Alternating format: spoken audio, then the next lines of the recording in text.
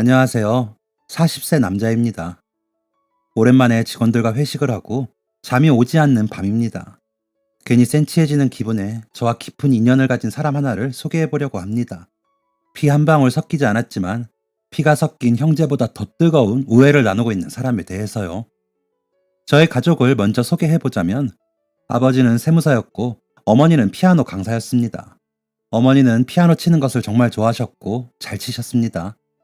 제가 4살 때부터 피아노를 알려주셨고 저를 피아니스트로 키우겠다는 꿈을 꾸셨을 만큼 자신의 일을 진심으로 사랑하시는 분이었죠. 그런데 어머니는 그렇게 좋아하시던 피아노를 제 동생 때문에 그만두게 되셨습니다. 전업주부가 될 수밖에 없던 이유가 있었던 거죠.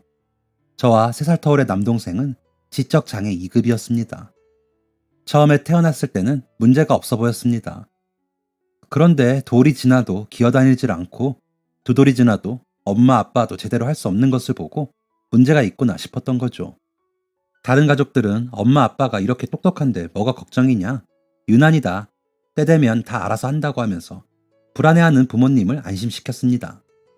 하지만 이상함을 느낀 엄마는 대학병원에 가서 동생 검사를 하셨습니다. 그리고 자폐 판정을 받은 동생. 어머니는 그날 이후 피아노 학원 문을 닫으셨습니다. 치료는 빨리 할수록 좋다는 얘기를 들은 어머니는 동생의 치료에 집중하셨습니다. 저는 그때 6살이었습니다. 동생의 자폐 사실을 알기 전까지는 부모님이 저랑 동생을 똑같이 대우하셨는데 동생이 자폐 소견을 받은 후엔 저는 완전히 관심 밖이었습니다. 솔직히 그땐 동생이 정말 미웠습니다. 맨날 소리만 지르는 동생이 싫었고 옷장에 옷이 가득한데 항상 똑같은 옷만 입는 것도 이해가 되지 않았고 일주일에 3번씩 어머니랑 둘이 센터에 가는 것도 질투가 났습니다. 그땐 센터가 무슨 놀이터라도 되는 줄 알았거든요. 그래서 그땐 동생이랑 많이 싸웠습니다. 싸운 것도 아니고 일방적으로 제가 괴롭힌 꼴이었지요. 부모님의 관심이 고팠던 저는 평범한 7살이었습니다. 동생이 아프다는 것을 인지하고 저에게 처해진 조금 외로운 환경을 이해하기 시작한 것은 10살 때였습니다. 그때 동생이 7살이었는데 그때 어머니가 참 많이 우셨습니다. 동생이 조금 통통했거든요. 안 그래도 마르셨는데 하루 한 끼 겨우 드시며 더 앙상해진 어머니가 케어하기에는 조금 버거워 보였습니다. 안 그래도 힘든데 동생은 그 동그란 몸으로 맨날 바닥을 구르며 떼를 썼고 방문 선생님을 괴롭히기도 하며 자신의 힘을 과시했습니다. 아버지는 굉장히 가정적인 분이시라 집에 계셨을 때는 항상 바쁘게 움직이셨습니다. 집안일도 하시고 밥도 차리시고 동생 목욕도 해주시고 가끔 소외된 저에게 몰래 간식이나 장난감을 주기도 하셨습니다. 하지만 버거운 치료비를 벌기 위해 아버지는 항상 열심히 일을 하셨고 상대적으로 집에 있는 시간이 많으신 어머니가 육아의 무게를 많이 짊어질 수밖에 없었습니다. 저는 그때부터 나라도 잘해야겠다라고 생각했던 것 같습니다. 나는 엄마를 힘들게 하지 말아야겠다고요. 그래서 공부를 열심히 했던 것 같습니다. 시험에서 100점을 맞아가거나 상장을 받아서 가면 어머니가 엄청 좋아하셨거든요. 그리고 동생도 더 괴롭히지 않았습니다. 오히려 도와주게 되었죠. 동생이 7살 때까지 숫자를 5까지밖에 몰랐는데 제가 열심히 옆에서 도와줘서 8살 때는 10까지 알게 되었습니다. 그때 팽이 장난감이 유행이었는데 제가 가장 아끼는 팽이 장난감도 빌려주고 같이 가지고 놀기도 했습니다. 동생은 말도 잘 못했고 한글도 모르고 숫자도 잘 몰랐지만 제 눈엔 그냥 귀여운 동생이더라고요. 저와 동생은 그렇게 남들과 조금 다른 특별한 형제가 되었습니다. 제가 초등학교 고학년 때부터 아버지가 제게 하시던 말이 있었습니다. 성우는 아직 모르는 게 많아. 그래서 멋진 형인 성준이가 많이 알려줘야 해. 할 수 있지? 제가 가장 자신 있는 건 공부였습니다. 2자릿수 곱셈도 할 수 있었고 책도 많이 읽는 멋진 형이었으니까요. 동생은 손에 힘이 많이 없어서 글을 잘 못 쓰고 색칠하는 것도 힘들어 했었습니다. 그래서 어머니는 언어적인 치료에 더 집중을 하셨었는데 제가 옆에서 열심히 가르쳐서 동생은 11살 때 엄마, 아빠, 형 글자를 쓸 수 있게 되었습니다. 어머니가 우는 모습을 많이 봤지만 그때는 행복한 눈물이었습니다. 반짝이는 눈물을 흘리며 저와 동생을 안아주셨죠. 부모님은 저희를 공원이나 산, 숲에 많이 데려가셨습니다. 흙을 밟아야 건강해진다면서요. 그때마다 동생과 저는 새로운 꽃을 구경하고 계곡에 빠져서 놀기도 하고 나뭇가지로 칼싸움도 했었습니다. 동생이 14살, 제가 17살 때 여름이 오기 전 자주 가던 공원에 놀러 간 적이 있었습니다. 한참 동생이랑 아버지랑 축구를 하다가 돗자리에 앉아서 쉬고 있는데 동생이 웃으면서 뛰어오더라고요. 형! 해맑게 저를 부르면서 제 얼굴 앞에 내민 것은 앙증맞은 네잎클로버였습니다. 우와, 어떻게 찾았어? 성우 대단한데? 제가 그걸 받아들려고 하자 동생은 쏙 자기 품으로 숨겼습니다. 주기 싫은 거구나. 자랑만 하는 거였구나 생각하고 말았는데 그날 저녁 동생의 방에서 한참 있다가 나오더니 공부를 하던 제게 뭔가 내밀었습니다. 낮에 찾은 네잎클로버의 앞뒤에 코팅을 하듯 스카치 테이프를 붙이고 그 위에 매직으로 삐뚤빼뚤하게 형이라고 적고 그 옆에 하트까지 그렸더라고요. 테이프도 엉성하게 붙여서 우그러진 네잎클로버 위에요. 무덤덤한 표정으로 저한테 툭 놓고 가버리는데 그게 또 너무 귀여워서 꽉 안아줬습니다. 그리고 그건 제 보물이 되었죠. 어릴 때 놀러가서 동생과 찍은 사진과 함께 제 지갑 속에 고이 간직해뒀습니다. 동생이 제게 행운을 넘겨줘서 동생이 불행이 생겼던 걸까요? 동생은 14살 여름에 세상을 떠났습니다. 가족들이랑 주말에 등산을 갔었습니다. 기본적으로 한 달에 한 번 이상은 등산을 했던지라 그게 문제가 될 거라고는 전혀 생각하지 못했습니다. 사고는 부모님과 제가 보는 앞에서 순식간에 일어났습니다. 다람쥐! 동생이 작게 외치고는 경로를 이탈했습니다. 동생이 뒤에서 올라가던 저는 재빠르게 동생을 따라갔지만 동생은 제가 보는 앞에서 추락하고 말았습니다. 명랑하게 뛰어가던 동생이 순식간에 밑으로 푹 꺼지는 모습을 아직까지 잊을 수가 없습니다. 너무 놀라서 큰 소리로 부모님을 부르고 동생이 떨어진 곳으로 다시 달려갔습니다. 여름이라 푸릇하게 우거진 나무들만 보일 뿐 동생은 보이지 않았습니다. 바로 신고를 하고 구조대가 와서 한참을 찾은 후에야 동생을 찾을 수 있었습니다. 동생은 기이한 모습으로 몸이 꺾인 채 차갑게 식어 있었습니다. 세상 그 어떤 것보다 가장 예쁜 너무 천사 같은 동생을 떠나보낸 저희 가족은 한동안 깊은 우울감에 빠져 있었습니다. 그리고 저와 부모님은 아직까지도 산에 오르지를 못합니다. 저는 그렇게 외동 아닌 외동이 되었습니다. 동생이 떠난 후 친척들이 어머니와 아버지에게 가장 많이 했던 말은 애썼다였습니다. 무슨 짐을 떠나보냈다는 듯이 그런 반응들이었습니다. 어머니는 도통 그 슬픔에서 헤어나오지를 못하셨습니다. 거의 2년을 고통 속에서 사셨습니다. 아버지의 권유로 정신과까지 다니시던 어머니는 점차 회복을 하셨고 제가 고3 때가 되어서야 어머니는 동생이 떠나기 전의 모습으로 거의 회복하셨습니다. 미안해 성준아. 엄마가 너를 생각해서라도 이러면 안 되는데. 괜찮아요. 저 원래 혼자 잘하잖아요. 저는 어머니가 웃는 모습을 보고 싶어 더 열심히 공부를 했습니다. 어머니가 동생의 빈자리를 생각이 안 나도록 그리고 저 또한 동생의 빈자리를 느낄 틈이 없도록 죽어라 공부를 했습니다. 그 결과 저는 우리나라에서 손꼽히는 명문대에 갈 수 있었습니다. 이따금씩 동생의 빈자리가 그리웠지만 공부로 그리움을 지워보려 노력했습니다. 그래도 저는 저도 모르게 동생과의 추억을 쫓고 있더라고요. 동생이 있을 때 가족끼리 자주 갔던 공원은 제가 스트레스를 푸는 장소가 되었습니다. 그곳에서 가만히 앉아서 아무 생각하지 않고 구름이 흘러가는 하늘을 올려다보면 제 옆에 동생이 있는 것처럼 느껴졌습니다. 그날은 군대 제대를 하고 복학한 지 얼마 되지 않았을 때였습니다. 개강한 지 얼마 되지도 않았는데 벌써 시험을 얘기하는 교수님들이 많으셔서 이번 학기는 어떻게 계획을 세울까 머리가 복잡해져서 공원에서 잠시 머리를 비웠죠. 늦게까지 공원에 있다가 집으로 갔습니다. 그리고 그 다음날 학교에 가려고 가방을 챙기는데 지갑이 안 보이더라고요. 어디서 잃어버린 걸까? 어제 지갑을 꺼냈을 때를 천천히 생각하는데 공원에서 떨어뜨린 것 같더라고요. 학교에 가기 전 이른 아침에 공원에 가보았지만 지갑은 찾을 수 없었습니다. 마음이 초조해졌습니다. 그 안엔 제가 몇 년 동안 지니고 다녔던 동생과의 사진과 동생이 준 네잎클로버가 들어있었거든요. 하루에도 몇 번씩 꺼내어보는 그 부적 같은 게 안 보이면 마음이 불안해질 정도로 저는 그것에 집착을 했습니다. 동생이 산에서 추락하던 그 뒷모습이 자꾸만 떠올랐습니다. 아마 제가 놓쳤다는 그런 죄책감이 있었나 봅니다. 다음 날 저는 종이 뭉치를 들고 공원을 갔습니다. 보이는 벤치마다 가지고 온 A4 용지를 정성스럽게 붙였습니다. 이 공원에서 갈색 남자 지갑을 발견하신 분은 꼭 연락을 주시기 바랍니다. 아주 중요한 물건이 들어있습니다. 죽은 동생과의 소중한 추억이 들어있습니다. 안에 있는 돈은 가지셔도 좋으니 제 동생과의 소중한 추억은 꼭 돌려주시길 부탁드립니다. 제 목숨만큼 소중한 물건입니다. 010-0000-0000 그만큼 간절했습니다. 돈, 카드, 신분증 다 중요하지 않았습니다. 오직 동생과의 추억만이 중요했습니다. 초조한 마음으로 연락을 기다리는데 공원 구석구석에 종이를 붙인 지 하루가 채 지나지 않아서 모르는 번호로 연락이 왔습니다. 네, 여보세요? 저기 지갑 제가 주웠는데요. 아, 네, 정말요? 제가 지갑 주인이에요. 지금 어디 계세요? 제가 그쪽으로 가겠습니다.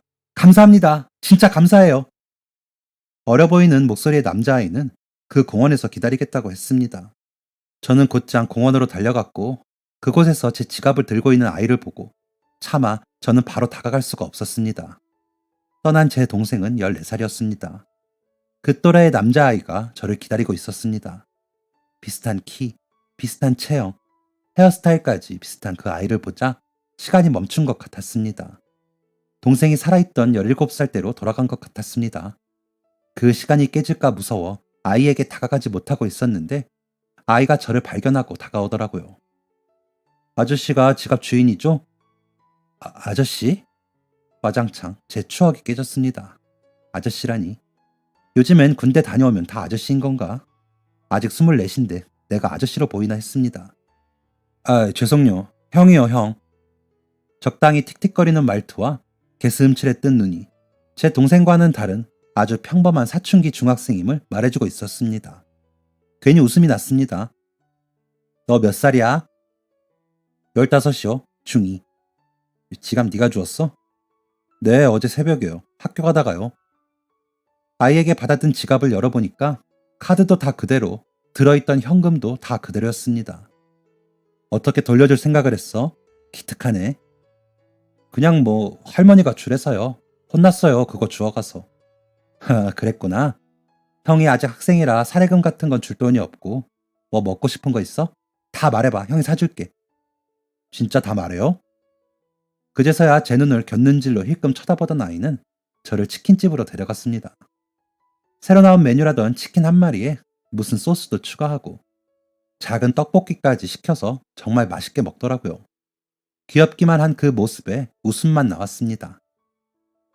이게 그렇게 먹고 싶었어? 네. 애들이 맨날 자랑하는데 저는 이런 거 못 먹거든요. 왜 못 먹어? 돈 없어요. 아, 할머니가 맨날 돈 없다고 이런 거 안 사줘요. 맨날 밥만 먹어요. 다른 애들은 치킨도 먹고 피자도 먹고 짜장면도 먹고 파스타도 먹는다고 했는데 저는 맨날 할머니랑 밥만 먹어요. 밥이 최고래요, 할머니는. 밥이 최고는 맞지. 밥이랑 반찬 골고루 먹는 것만큼 건강에 좋은 게 어디 있어? 나 건강한데요. 건강에 좋은 거 말고 맛있는 거 먹고 싶은데. 아이가 얘기를 할 때 자세히 아이의 차림새를 보니까 집이 조금 어려운가 하는 생각이 들었습니다. 꺾어 신은 신발도 많이 낡아 있었고 단정해 보이는 카라티의 목 부분은 닳아서 구멍이 나 있었고 머리카락도 정돈되지 않은 느낌이었거든요. 그럼 할머니 말고 부모님한테 사달라고 하면 되잖아. 없는데요. 아빠라는 사람은 저 태어나기도 전에 도망가고 엄마는 죽었는데요. 그래서 외할머니랑 둘이 사는 건데. 아, 미안해. 괜찮아요. 어차피 다 알아요. 우리 학교 애들도 다 알고 동네 사람들도 다 알고. 학교에서는 애들이 저 기초수급자라고 거지 새끼라고 해서 짜증나는데 동네 사람들은 가끔 맛있는 거 줘서 괜찮아요. 덤덤한 아이의 태도에 괜히 더 미안해졌습니다. 뭔가 더 챙겨줄 게 없나 싶어 헤어질 때 치킨 한 마리 더 포장해서 줬습니다. 그 아이는 그 정도로 착한 일 한 거 아닌데 이건 할머니랑 나눠 먹을게요 하면서 까딱 인사를 하고 갔습니다. 동생의 마지막과 비슷한 나이대여서 그런지 그 아이 생각이 계속 나더라고요. 그래서 저는 미리 받아둔 그 아이의 전화번호로 전화를 해봤습니다. 딱히 용건이 있는 건 아니었고 그냥 밥은 잘 먹었나 물어보려고 했었죠. 안녕, 뭐해? 밥은 먹었니? 그냥 있어요. 밥은 먹었고요. 형이랑 놀래? 제가 왜요? 퉁명스러운 말투랑 다르게 아이는 어디로 가면 되냐고 물어보더라고요. 제가 그쪽으로 간다고 어디냐고 물어보니까 처음 만났던 그 공원에서 만나자고 했습니다. 동생한테 해주던 게 버릇이 돼서 그런가 저는 누군가에게 뭘 사다 주거나 아낌없이 주는 것에 기쁨을 느끼는 사람이었습니다. 그때도 그 아이를 만나러 가는 게 신이 나서 뭘 사갈까 한참 고민을 했었습니다. 그때 중학생들은 뭘 좋아하는지 모르겠어서 그냥 만나서 밥 먹이러 가야겠다 했죠. 그런데 일주일 만에 만난 아이의 모습은 더 초라해져 있었습니다. 날이 좋아서 축구라도 한 건지 아니면 누구한테 맡기라도 한 건지 한참 큰 교복은 더러워져 있었고 머리는 다 헝클어져 있었습니다. 너 왜 그래? 무슨 일 있었니? 별거 아니에요. 그냥 가끔 이래요.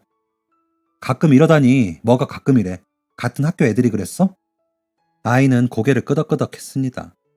저는 당장 애를 데리고 목욕탕에 갔습니다. 혹시 불편할까 싶어서 들어가기 전에 목욕탕에서 형이랑 찜질 좀 하자고 하니까 알겠다고 하더라고요. 그런데 목욕탕에 들어가는 아이가 두리번거렸습니다. 혹시 부끄러운 건가 싶어서 물어봤습니다. 왜? 부끄러워? 불편해? 아니면 아는 애 만날까봐 그래? 아니요. 그냥 처음 와봐서요. 뭐? 목욕탕이 처음이야? 어릴 때 아빠랑, 그렇겠구나. 저는 어릴 때부터 숲이나 산에 다녀오면 꼭 아버지랑 동생이랑 목욕탕에 갔었습니다. 시원한 물에서 동생이랑 장난도 치고 뜨거운 물에 몸을 불려 때도 밀었었죠. 저에겐 당연한 추억이 누군가에겐 경험해보지 못한 꿈 같은 일일 수 있다는 걸 전혀 몰랐습니다. 저는 아이의 기억에 목욕탕이라는 추억이 남을 수 있도록 재밌게 놀아주기로 했습니다. 숨이 차는 사우나에 들어가서 땀도 빼고 냉탕에서 수영도 하고 때도 밀어주고 식혜랑 달걀도 나눠 먹었습니다. 신기해요. 뭐가? 다요. 목욕탕도 이것도요. 아이는 자기 얼굴보다 큰 식혜통을 흔들어 보였습니다. 안쓰럽기도 하고 귀엽기도 했습니다. 애들이 너한테 자주 그래? 자주는 아니고요. 어쩌다가요. 그래도 맞고만 있진 않아요. 저도 같이 싸우다가 결국엔 제가 져요. 걔네는 몰려와서 괴롭히거든요. 비겁하게. 그러게 진짜 비겁하네. 근데 사실은 제가 봐주는 것도 있어요. 진짜로 싸워서 걔네가 다치면 걔네 엄마 아빠가 오니까요. 나는 할머니밖에 없어서 할머니는 맨날 잘못했다고만 하고 걔네 엄마 아빠는 화만 내요. 쌤한테 저 가리키면서 저런 애들은 따로 관리를 해야 하는 거 아니냐고 해요. 에휴, 어른들이 문제네. 형도 어른이잖아요. 대학생이면 아직 어른 아니다. 너 공부는 잘해? 잘하겠어요. 푸하하 웃음이 났습니다. 그 대답이 참 그애답다라고 생각했거든요. 저는 동생 같은 그 아이에게 어떻게든 도움을 주고 싶었습니다. 이유 없는 멸시를 받으며 위축되어 살기에는 너무 예쁘고 착한 아이 같았거든요. 그렇다고 제가 경제적인 어려움을 해결해 줄 순 없었지만 제가 줄 수 있는 걸 주기로 했습니다. 그건 바로 공부였습니다. 저는 아이가 공부를 함으로써 자신감도 찾고 꿈도 찾았으면 하는 마음에 기꺼이 공부를 알려주기로 했습니다. 제가 과외를 해준다고 하자 그의 반응은 네? 그딴 걸 왜 해요? 였습니다. 말하고도 아차 싶었는지 자기 입을 턱 막는 게 웃기더라고요. 그래서 저는 그딴 걸 해야 훌륭한 사람이 되는 거야 했습니다. 아이는 아저씨라고 중얼거리며 마지못해 할 것도 없으니까 한번 해본다고 하더군요. 저는 대학교 입학과 동시에 과외 알바를 했었습니다. 세무사셨던 아버지는 제가 경제적인 개념을 스스로 깨우치기를 원하셨고 저 또한 성인이 되었으니 내 생활비 정도는 벌어서 쓰자는 마음이 있었거든요. 그리고 무엇보다 부모님의 지인분들이 제게 자신의 자녀들 과외를 하도 부탁해서 그룹 과외 한 팀과 개인 과외 2명을 하고 있었습니다. 군대에 갔을 때는 어쩔 수 없이 과외를 못하게 되었고 제대하고 보니 제가 과외했던 애들의 동생들과 또 그 지인들이 대기를 하고 있더군요. 덕분에 애들 가르치는 건 저에게 어려운 일이 아니었습니다. 그런데 제가 놓쳤던 한 가지가 있었습니다. 앞으로 제가 가르치게 될 이 아이는 기초가 전혀 없었다는 것이었죠. 공부를 왜 해야 하는지, 어떻게 해야 하는지, 스터디 플래너는 또 뭔지 이런 개념이 전혀 잡혀있지 않았고 학습 수준도 또래에 비해서 현저히 낮았습니다. 그래도 이왕 시작하기로 한 거 최선을 다해보려 갓 중학생이 된 아이를 가르친다는 마음으로 임했죠. 그리고 생각 외로 아이가 끙끙거리며 문제를 푸는 모습을 보여서 기특하기도 했고요. 매번 카페나 독서실에서 공부하는 데에는 한계가 있었습니다. 자리가 없는 날도 있고 시끄러운 날도 있고 계속 돈도 나가게 되고요. 제가 그때 알바를 세탕 뛰며 알바비 치고는 꽤 쏠쏠하게 돈을 벌긴 했는데 그래도 계속해서 그런 지출을 할 수는 없었습니다. 그리고 제가 알바비로 그 아이의 참고서도 사주고 맛있는 것도 사주고 했거든요. 카페 갈 돈 아껴서 애 먹을 거나 더 사주자 하는 마음도 있었고요. 그래서 어느 순간부터는 저희 집이나 그 아이의 집에서 공부를 했습니다. 정말 솔직히 말하면 그 아이의 집에 처음 갔을 때 충격이 컸습니다. 지하철역에서 내려 버스를 타고 15분 정도 가서 내려서 또 마을버스를 타고 여기에 버스가 어떻게 지나가나 싶은 가파른 골목을 아슬아슬하게 올라가다가 내리고 또 100개는 되어 보이는 계단을 올라가야 했거든요. 너 나 놀리는 거 아니지? 장난치는 거 아니야? 체력이 왜 그래요? 우리 할머니도 잘만 다니는데. 이렇게 높은 계단을 할머니가 혼자 다니신다고? 거짓말. 다른 길이 있겠지. 여기뿐인데요. 우리 동네 사람들 다 이렇게 다녀요. 어떤 말을 해도 실례일 것 같아 그냥 입을 꼭 다물었습니다. 계단을 다 오르고서야 아이가 사는 집의 대문을 볼 수 있었습니다. 페인트가 많이 벗겨진 초록색 대문이었습니다. 1층에 반지하 하나가 있는 다세대 주택이었습니다. 아이가 사는 집은 1층이었습니다. 밑에는 누가 사시니? 아니요, 빈집이요. 원래 살았는데 지금은 없어요. 아, 빈집. 이 동네에 빈집 많아요. 힘드니까 다 다른 데로 이사 갔나 봐요. 너도 이사 가고 싶어? 네, 완전.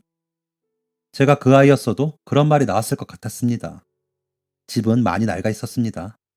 집에 들어가기 전 오토바이 한 대 정도 세울 수 있는 마당엔 녹슨 의자, 부서진 옷장, 바퀴 없는 자전거 같은 고물들이 가득했습니다. 집안에도 정리가 되지 않은 건 마찬가지였습니다. 방의 모서리들은 다 곰팡이가 피어 있었고 그 아이의 집에서 공부를 하다가 기어다니는 검은 물체를 본 것이 한두 번이 아니었습니다. 어떻게 생활이 유지가 되는 건지 걱정도 되고 놀라기도 많이 놀랐는데 아무렇지도 않아 하는 아이 앞에서 티를 낼 수가 없겠더라고요. 그리고 몇 번 마주친 할머니도 정말 좋은 분이셨거든요. 80 가까이 되시는 나이에 손주 키워보겠다고 매일 아침 일찍 폐지를 팔러 다니시는 분이셨습니다. 게다가 할머니가 끓여주신 된장찌개는 정말 예술이었습니다. 공부 가르치러 갔다가 매번 밥을 2공기씩 먹고 왔어요. 자신의 집의 환경이 좋지 않아서인지 아이는 저희 집에 오는 것을 좋아했습니다. 처음 아이를 집에 데려왔을 때 어머니의 놀란 얼굴은 흡사 저를 보는 것 같았습니다. 제가 아이를 처음 봤을 때의 그 표정을요. 어머니도 아마 저와 같은 생각을 하셨겠죠. 제가 그날 처음으로 아이와의 인연에 대해 자초지종을 이야기하자 엄마는 아이를 꼭 안아주며 고맙다고 하셨습니다. 이후 어머니는 집에 자주 오라며 올 때마다 맛있는 밥이며 손수 만든 간식을 챙겨주셨고 가끔 5,000원 정도 용돈을 아이의 손에 쥐어주시기도 하셨습니다. 그럴 때마다 아이는 이런 거 받아가면 할머니한테 혼난다며 어쩔 땐 신발장에 놓고 가고 어쩔 땐 아무 말 없이 주머니에 넣어갔습니다. 제 과외 덕분인지 아이의 열정 덕분인지 성적은 눈에 띄게 좋아졌습니다. 그때 제가 많은 학생들을 가르쳐보진 않았지만 그래도 과외 경력을 미루어 봤을 때 알 것 같더라고요. 이 아이는 머리가 좋다는 걸요. 그런 말이 있죠. 엉망이 된 그림을 지우고 그리는 것보다 하얀 백지 위에 그림을 그리는 게 더 쉽다고요. 그런 격이었습니다. 기본기부터 제대로 쌓아 올리니까 가르치는 게 재밌어서 더 이런저런 학습지도 풀어보고 어떻게 하면 쉽게 접근할 수 있을까 저도 공부를 해서 가르쳤거든요. 그러니까 아이도 습득을 빨리 하고 또 애가 오기가 있어서 그런지 한번 잡은 문제는 놓지 않고 풀더라고요. 전 과목 2, 30점대였던 아이는 졸업하기 전 마지막 시험에서 다 80점대를 받게 되었습니다. 심지어 수학은 92점을 받았습니다. 형, 근데요, 공고 가면 바로 취업해요? 바로는 아니고 졸업반 애들만 가능한 것 같던데 나도 자세하게는 모르겠다. 그런데 왜? 저 공고 갈까 하고요. 뭐? 왜? 왜라뇨? 일해야죠. 일해서 돈 벌어야죠. 아니야, 준영아. 인문고등학교 가. 내가 봤을 때 너 머리 좋아. 충분히 공부 더 잘할 수 있을 거니까 대학까지 가보자. 요즘 나라에서 장학금 잘 나와. 대학 가면 알바하면 되고. 형은요? 나? 뭐? 나 인문고등학교 가고 대학 가면. 형은요? 형 이제 4학년이잖아요. 그러면 더 바빠질 거고. 내 후년엔 회사 갈 텐데. 그럼 저는 어떻게 해요? 저는 혼자 공부할 자신 없어요. 해본 적도 없고요. 하라는 어른도 없고. 그나마 형이 도와줘서 이만큼 하는데 형 없으면 저도 하기 싫어요. 어차피 형도 공부하고 일해야 하니까 저는 저대로 공고 가서 기술이나 배울래요. 도와줄게. 예? 아니, 됐거든요. 지키지도 못할 약속하지 마요. 왜 못 지켜? 형이 너 공부 책임질게. 고등학생. 아니다. 너 형이랑 같은 대학교 갈 수 있게 내가 책임질게. 그러니까 포기하지 마. 사실 그때는 저도 제 인생의 도박이었습니다.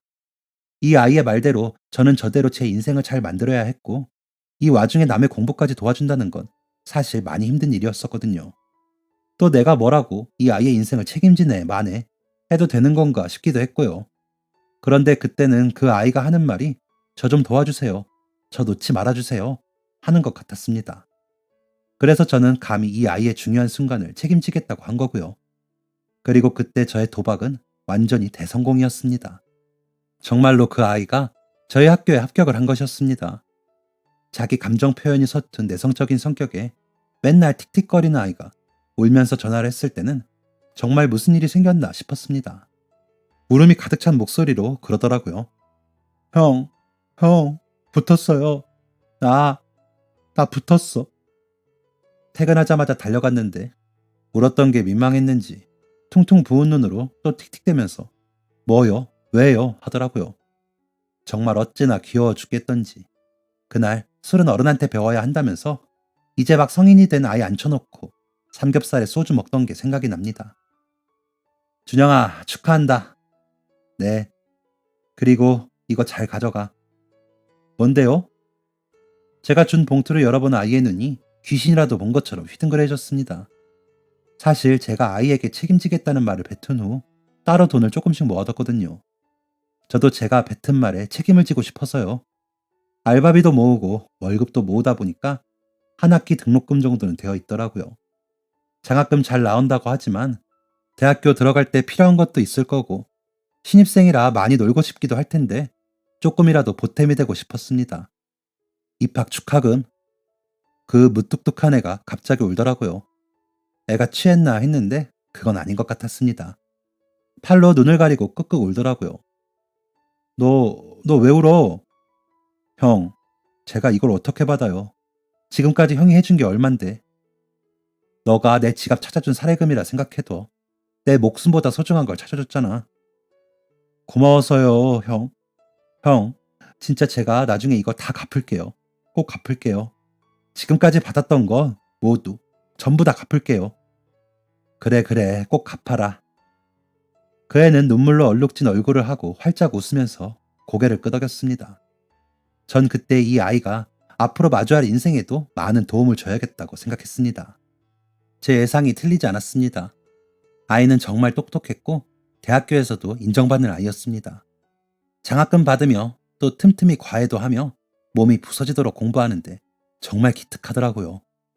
그래서 저는 그 아이의 졸업과 동시에 저와 함께 일할 것을 제안했습니다. 사실 저희는 둘 다 의대를 나왔습니다. 제가 소아과를 전공했는데 그 아이도 저를 따라 소아과를 전공했죠.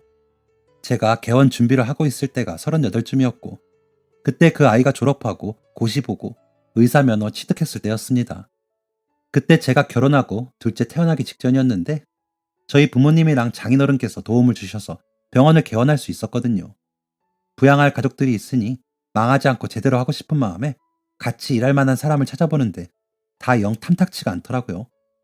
그래서 조심스레 같이 일할 것을 제안해 본 거죠. 사실 그 아이 졸업 전부터 농담 반 진담 반으로 같이 일하자고 하는 선배들도 있었다고 하고 대학병원 가고 싶다는 말도 종종 했었거든요. 부담은 주고 싶지 않아서 그냥 저희 집에서 가볍게 한잔하면서 물어봤습니다. 너 형 병원에서 같이 일할래? 아이의 표정이 잠깐 멍해지더니 냉큼 소주잔을 비워버리더라고요. 그리고는 중학생 때부터 줄곧 변하지 않는 틱틱대는 말투로 말했습니다. 무조건이요. 저를 믿고 따라와 준다는 게 정말 고마웠습니다. 이제 내가 책임져야 할 가족이 하나 더 늘어난 기분이었습니다. 제가 잘해야 병원이 잘 되고, 그래야 그 아이도 잘 되고, 저희 가족도 잘 되는 것이었으니까요. 그런데 병원 운영이라는 게 생각보다 쉽지가 않더라고요. 아파트들이 모여있는 동네의 사거리에 있어서 위치는 참 좋았는데 어째서인지 도통 손님들을 모으기가 어려웠습니다. 예약이 적은 날마다 저는 죄인이 된 기분이었고 저를 믿고 따라와준 아이에게 미안했습니다. 그래도 그 아이는 한 번도 이렇다 저렇다 불평을 늘어놓지 않았죠. 그런데 어느 날부터였습니다. 갑자기 예약이 많아졌더라고요. 검진이나 예방접종 고객도 많아지고 단순진료 예약도 많았습니다. 왜 그럴까? 좋은 소문이라도 났나 싶던 중 그 이유는 저희 병원 간호사에게 들을 수 있었습니다. 그거 최 선생님이 마케팅 하셔서 그런 것 같은데요? 최 선생이요? 네, 얼마 전에 지역 맘카페에 전화하시는 거 봤어요. 저희한테 개원할 때 찍은 사진도 받아가시더라고요. 맘카페에 사진 올리면서 홍보하셨나 봐요. 또 청소할 때 보니까 블로그랑 지식인 활동도 하시는 것 같은데. 그랬습니다. 저 몰래 병원 마케팅을 아주 열심히 했더라고요.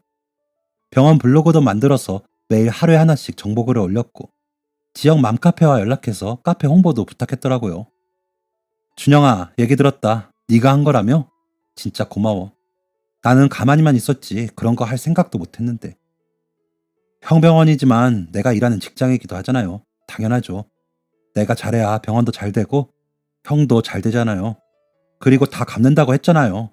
아직 멀었어요. 제가 놓친 부분이 있었습니다. 저는 저와 병원, 준영이, 가족들 모두 제가 짊어지고 가야 한다고 생각했었습니다. 그런데 그게 아니었습니다. 같이 일하는 동료이고 공동체인 저와 준영이는 함께 성장을 하고 있는 것이었습니다. 항상 가르쳐줘야만 하는 줄 알았던 아이가 어느새 이만큼 커서 저한테 깨달음도 주고 일 얘기도 하고 고민 상담도 하고 있습니다.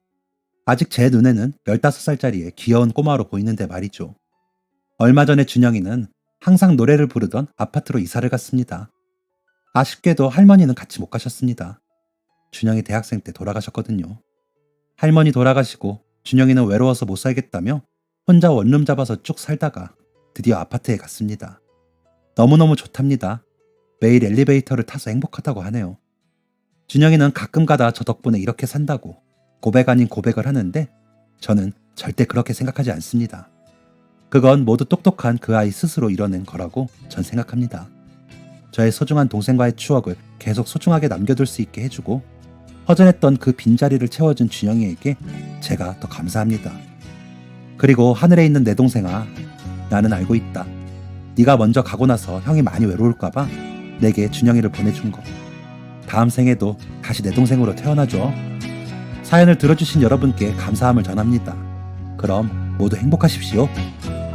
지금까지 사연 들어주셔서 감사합니다. 사연이 재밌으셨다면 구독과 좋아요를 눌러주세요. 감사합니다. 안녕히 계세요.